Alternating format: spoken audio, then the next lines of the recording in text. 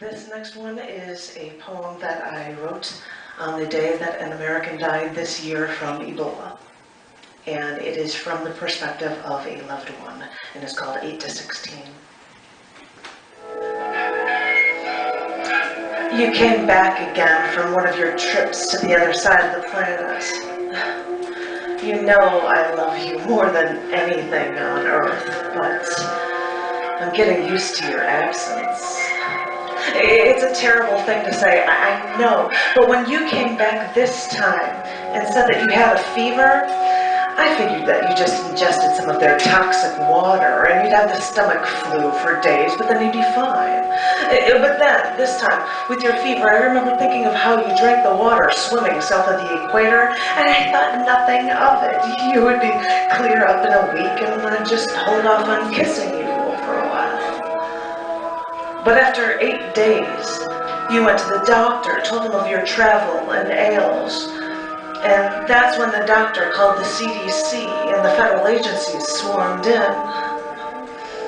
After you left for the doctor, the next contact I had was with men in hazmat suits at my door. They asked if I was alone. They asked me if I had any children. Then they asked me to come with them. I told them that I needed to wait for my husband, and they told me that you were now in isolation.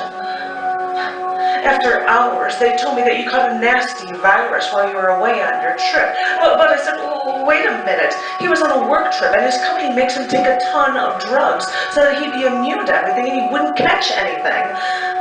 And that's when they stopped me, right there. They locked me in a room. They told me I couldn't leave. And then they said that he caught a bad strain while helping a woman he found on the street, pregnant, bleeding, and in pain. It took them 2 days to discover the details before they gave me the news. He's in isolation. We're trying new treatments and hopefully he'll be okay. But I know of this virus. It's usually lethal, so please, let me see him. Now. And that's when they said, sorry, it's out of our hands, but you must be in isolation too. So I screamed at the medics, all to no avail, as they swore I had to stay safe. So I paced in my isolation. I watched the drive-by media, and I heard them say stats that death from this virus can take from 8 up to 16 days. 8 to 16 days. It was 8 days before he even went to the doctor. I mean, could this waiting actually do it? I couldn't talk to him.